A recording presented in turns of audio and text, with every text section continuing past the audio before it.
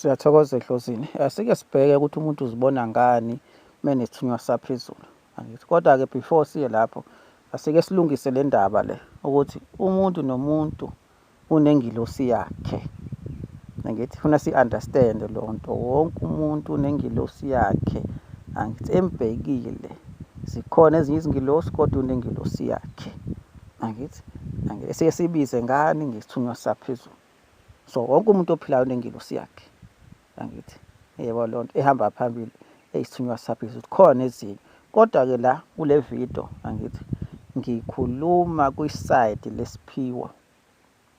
Angithi angikhulumi kwiside nje la wonke umuntu kodwa ngikhuluma kwiside lesiphiwo umuntu ophiwe ukulapha ukuhlola ngabe ukugeza ngabe yini ophiwe lapho ngabe umthandazi isangoma into ezikanjalo. So ngikhuluma kuleyo side la kule video le. Angithi so uzibona ngani uma umuntu unesithunywa saphezulu? Amaphupho. Angithi amaphupho. Yesu wonke umuntu uyaphupha. Angithi Yesu umuntu wonke kufanele aphuphe ngoba unengilosi yakhe.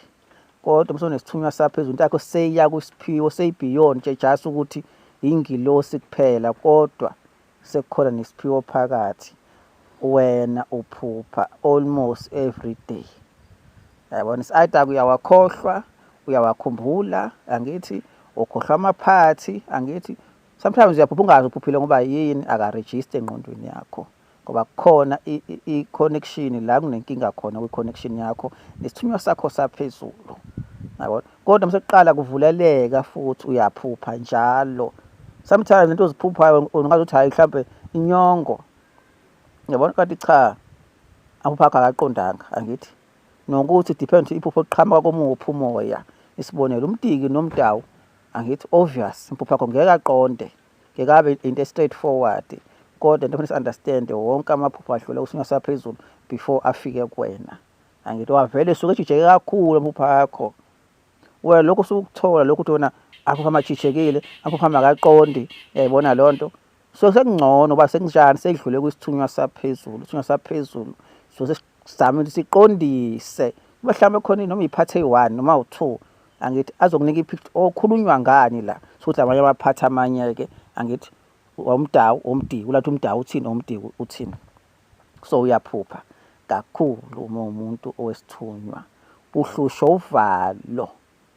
Awona uvalo uhluphayo ukuthi uyaloywa wena. Khona umuntu wezinto ezirong okhonto ezokwenzeka kuwena. Yabona kodwa manje akwenzeki lutho uyathukeza. It's like ngathi ingane angathi unenyoni. Yabona lonto uhlezi usevalweni. Isithunywa siyakwenza lokho ngoba isithunywa sideep kumoya than inyama.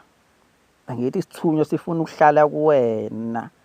Angithi manje inkinga wena unenyama. We understand ifeeling yakamoya iphuma ngovalo. Sizama ukukhuluma nawo. Angithi uyabhodla kakhulu. Yabona uyabhodla so ukubhodla ukhipha umoya. Ukuthi uyasebenza ngomoya uyazamula nokuzamula sokukhipha umoya indlela esiphefumula ngayo isithunywa.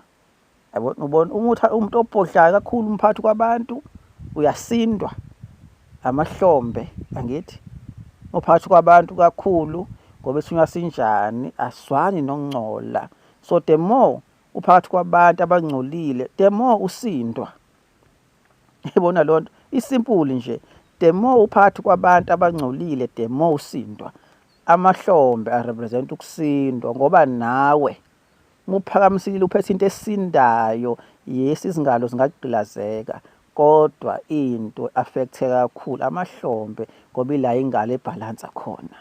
Mhlawumbe ungafili wena same time kodwa amahlombe azwelayo. Yebo lonto amadlebe angithi amadlebe ayahlupha ayavaleka ayavuleka khala umsindo.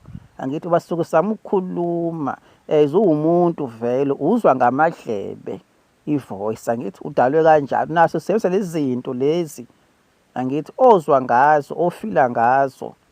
Sometimes izimele ezithile ongaziqondi kahle unukisa ngamakhala. Angithi isithunywa sifuna ukungena kuwena. Angithi sihlale kulezi ndawo lezi osimela ngazo. Angithi nasemlomeni oyikhulumayo. Yayibona lonto naso sikhona lapho. So awona amasayini esithunywa ke lawo uma umuntu owesithunywa saphezulu. Ngiyabonga kakhulu.